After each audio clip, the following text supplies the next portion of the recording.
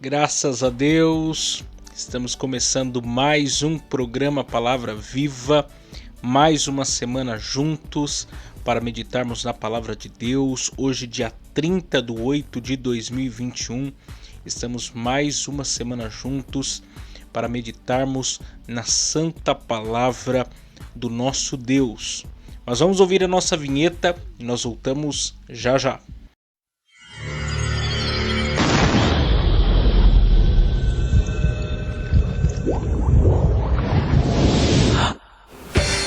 Agora, pela rádio Paz do Vale 95.1, está no ar o programa Palavra Viva. Muito bem, muito bem. E para você participar do nosso programa, você que nos ouve por meio da rádio Paz do Vale 95.1, você pode mandar a sua mensagem no WhatsApp 12 99192 5941. 12 99192 5941. 12 99192 5941. Você pode mandar o seu pedido de oração, você pode mandar o seu testemunho, você pode mandar a sua mensagem que nós estaremos com certeza bem te atendendo. Será um prazer receber a sua mensagem. E você que nos acompanha pelo canal no YouTube, Miqueias Alves, você pode aí deixar aí nos comentários do nosso vídeo o seu pedido de oração, a sua participação, bem como também você pode se inscrever no nosso canal, porque temos conteúdo de qualidade para vocês.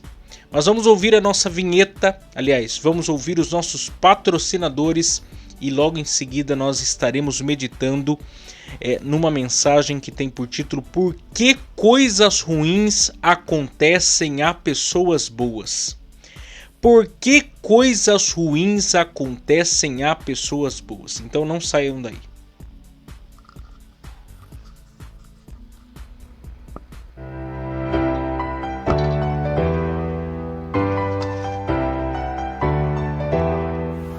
Agradecemos aqui os nossos patrocinadores que têm muito nos ajudado. E também, se você desejar nos ajudar a patrocinar este programa de rádio, anunciando a sua empresa ou nos dando uma oferta voluntária, entre em contato com a gente pelo WhatsApp 12 99192 5941.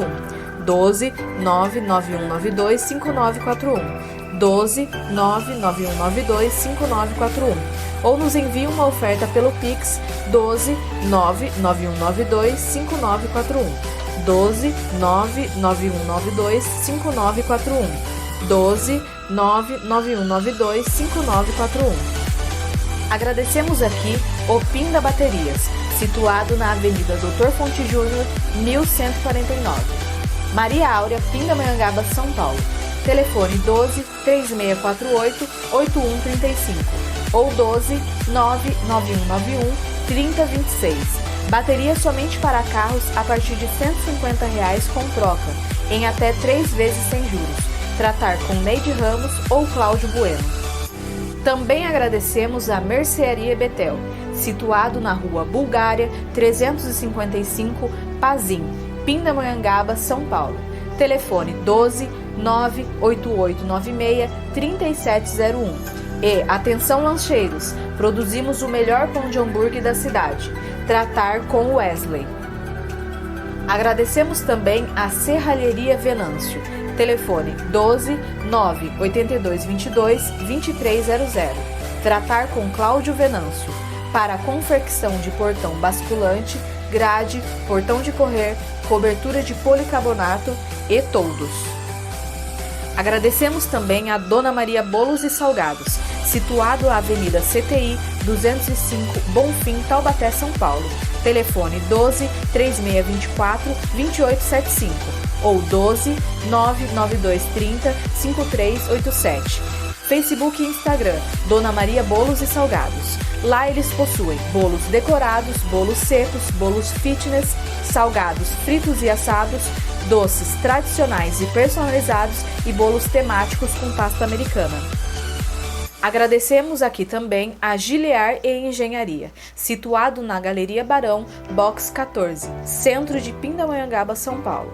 Telefone 12 98105 4725. Tratar com Eliel Ferreira para aprovação de projetos, desmembramento e unificação de lote.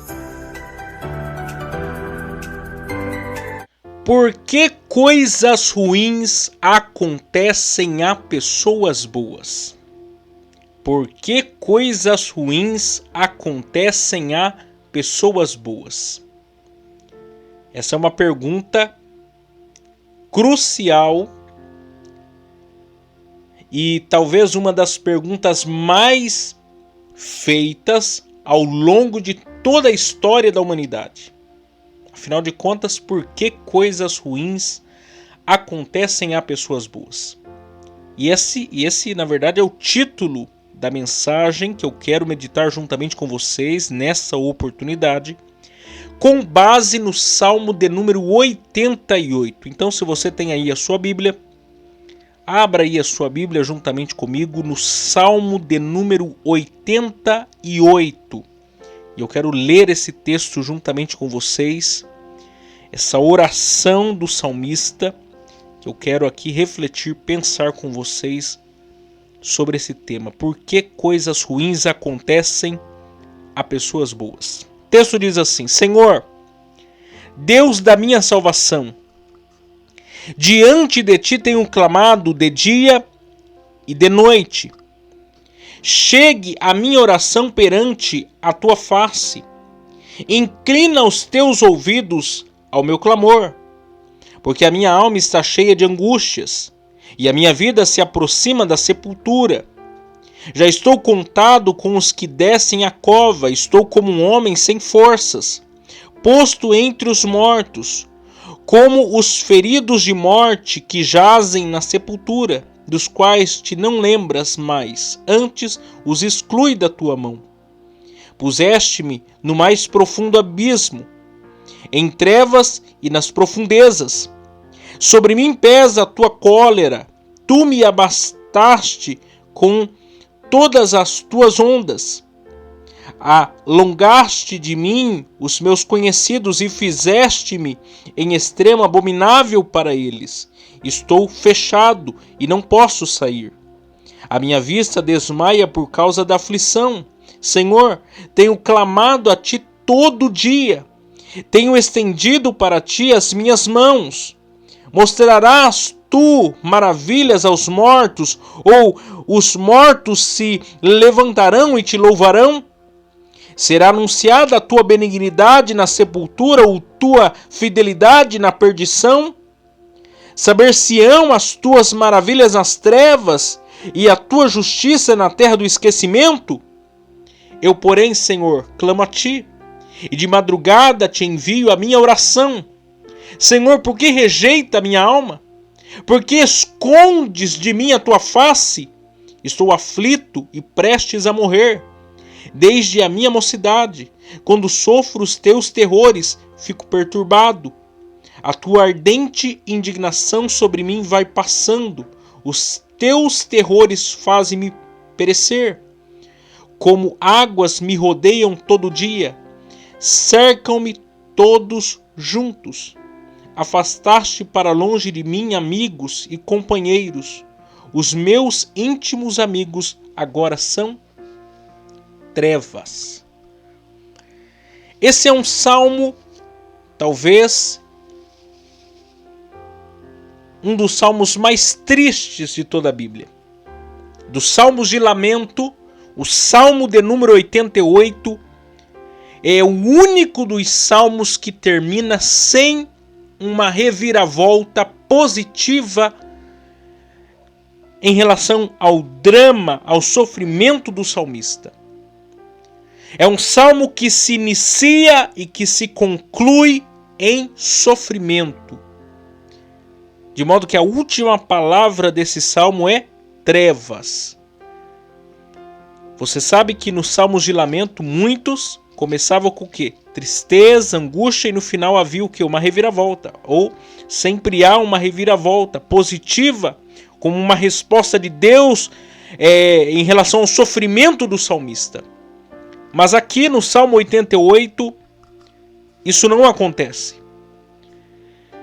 O salmista inicia a sua oração, seu cântico, seu poema em sofrimento e conclui ele igualmente em sofrimento, em tristeza e assim por diante.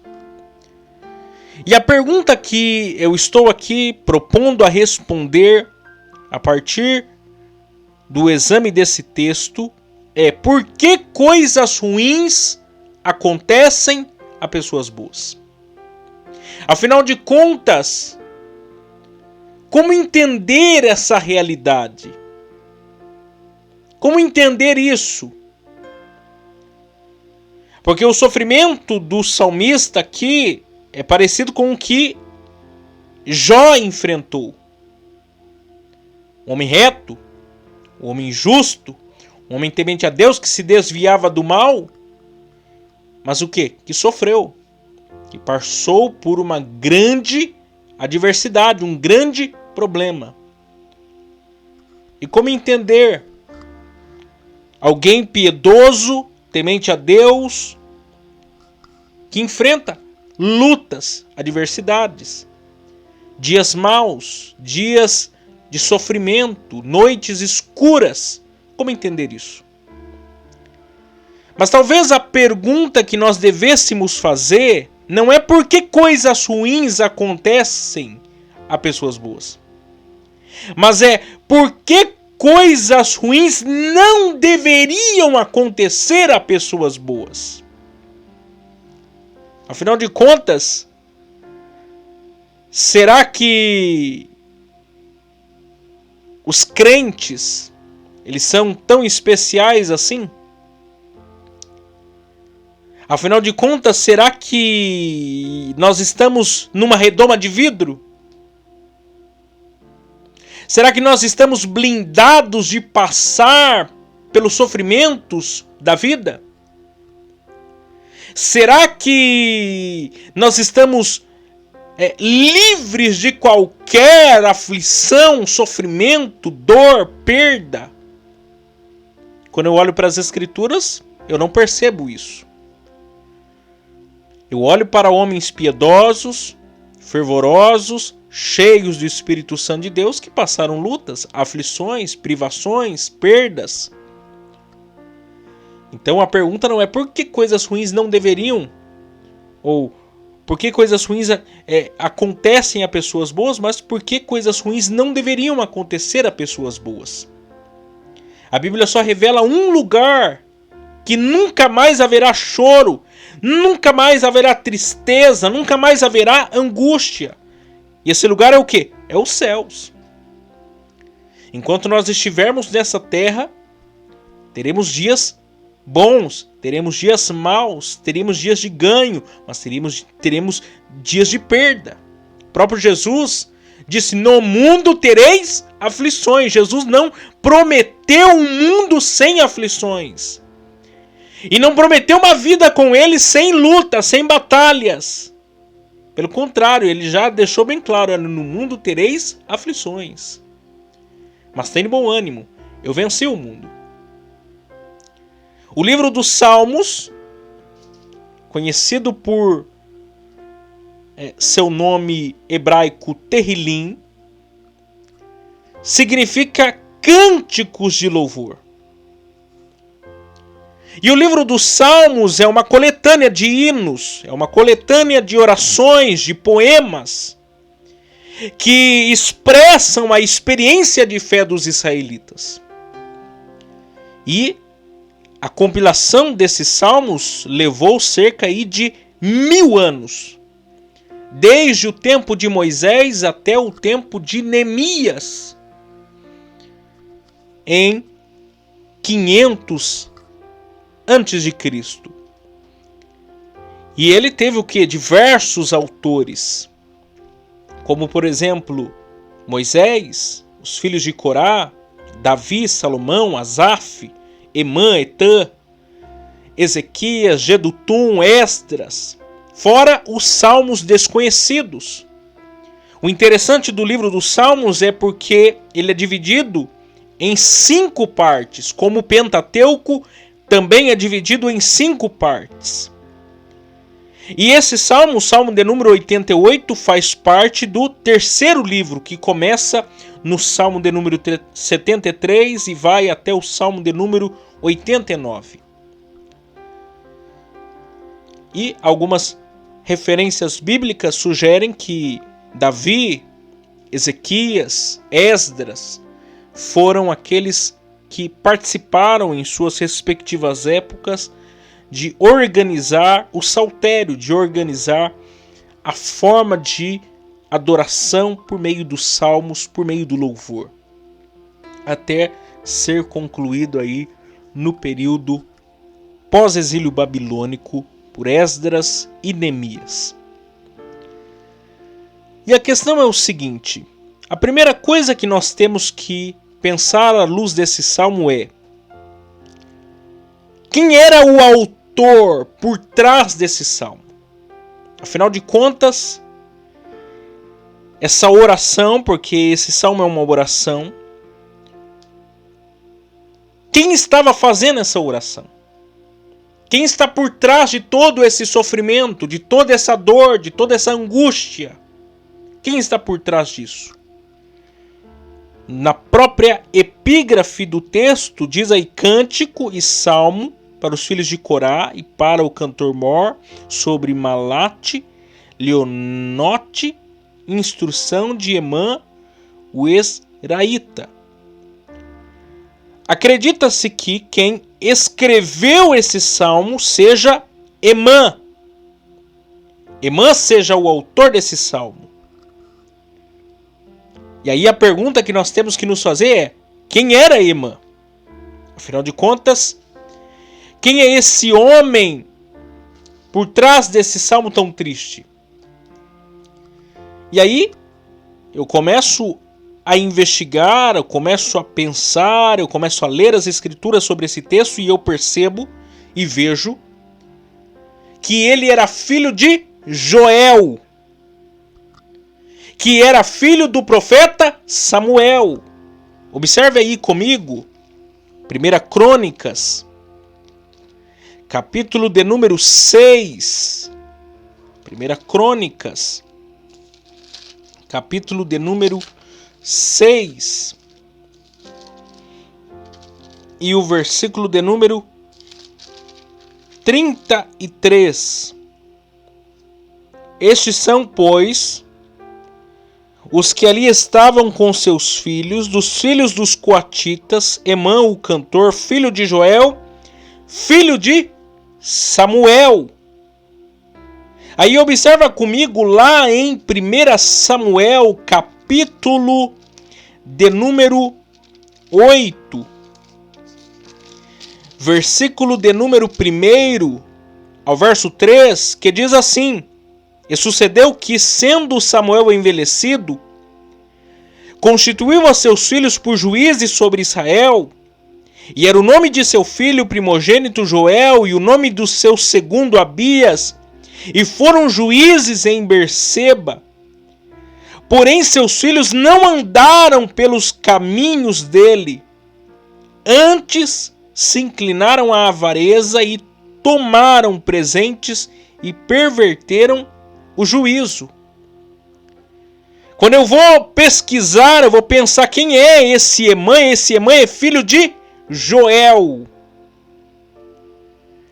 Ele é filho do filho primogênito do grande profeta, juiz e sacerdote Samuel, que você pode perceber em 1 Samuel capítulo 8 que seguiu os mesmos caminhos, por exemplo, de Hofni e Finéias, filhos de Eli.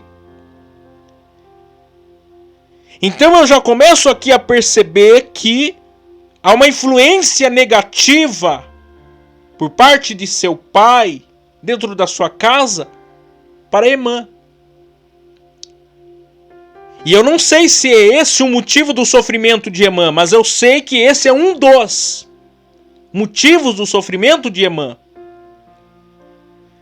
Ele tem na sua árvore genealógica o grande sacerdote, profeta e juiz Samuel, porém ele também tem na sua árvore genealógica o seu pai, Joel, que significa o Senhor é Deus, mas ele não vive por essa perspectiva nem por essa máxima. O pai dele é o que? Um corrupto. O pai dele é o que? Um avarento. O pai dele é um homem injusto. Era juiz, mas não estava julgando de maneira justa. E eu não sei se é esse o motivo do sofrimento de Emã. Mas eu continuo a perguntar quem é Emã. E eu começo a perceber, conforme os textos de 1ª, 2ª e os livros de Reis, que Emã era quem? Emã era um levita. Que Emã era um coatita. Que Emã era um coraíta. Que Emã era um músico. Que Emã era um cantor. Que Emã era um sábio.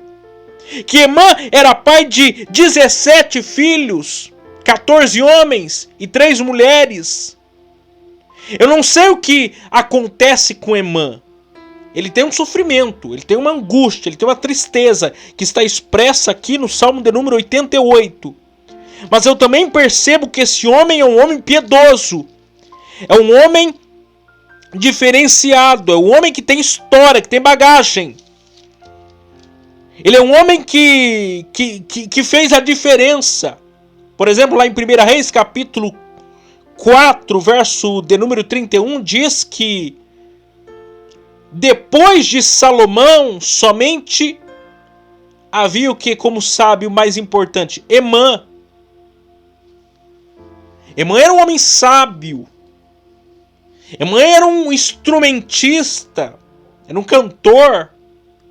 Fazia parte da ordem dos coraitas. Os coraitas escreveram 11 salmos, que também são um povo que fez a diferença. Já preguei uma vez sobre isso aqui, porque os coraitas vêm lá do tronco de Corá, e Corá era um levita que foi contra Moisés, que foi contra Arão, que se mancomunou com os rubenitas e mais 250 maiorais da casa de Israel, por inveja do posto que Moisés e Arão ocupavam. Mas diz a palavra de Deus que veio o juízo sobre Corá, mais Abirão, Datã, On e 250 homens, mas os filhos de Corá foram poupados. Por quê? Porque eles não seguiram os caminhos do pai.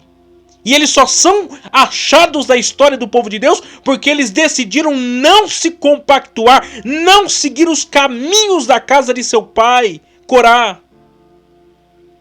E é dessa descendência que vai chegar quem? Vai chegar Emã. E Emã é esse homem que se levanta no período de Davi, no período de Salomão, como uma grande voz que proclama, que exalta o nome do nosso Deus, que produz salmos de louvor e adoração ao Deus de Israel. Mas qual que é a questão aqui? É que Emã é um homem que sofre. Emã é um homem que passa lutas. Emã é um homem que passa problema, ele tem uma aflição. O próprio Salmo diz, no versículo de número 15, o seguinte: estou aflito, prestes a morrer desde a minha mocidade. E eu percebo aqui que o sofrimento de Emã não é um sofrimento passageiro, não é um momento da vida dele que ele passou um sofrimento, não, ele está vivendo em sofrimento durante toda a sua vida. Ainda, quando nós observamos aí o verso 8, diz: alongaste de mim os meus conhecidos, e fizeste-me em extremo abominável para eles, e estou fechado e não posso sair.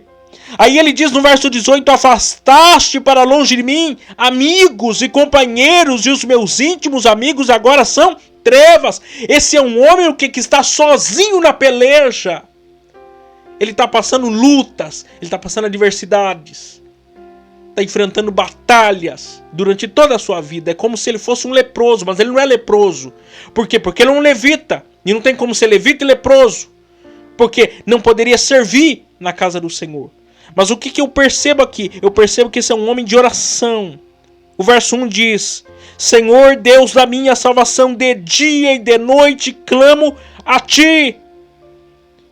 Aí ele diz lá no verso 13: eu, porém, Senhor, clamo a ti, de madrugada te envio a minha oração. Ele é um homem que sofre, esse é um homem que passa luta, mas ele é um homem de oração, ele é piedoso, ele não desiste, ele não para. De modo que ele quer o quê? Uma resposta de Deus. Ele diz no verso 2: chegue a minha oração perante a tua face, inclina os teus ouvidos ao meu clamor. Ele quer o quê? Que Deus ouça a sua oração.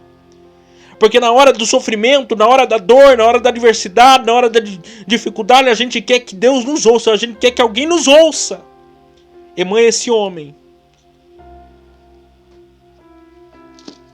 Nós não sabemos o porquê, muitas vezes passamos por certas adversidades, problemas, lutas. Mas nós precisamos nos comportar como Emã.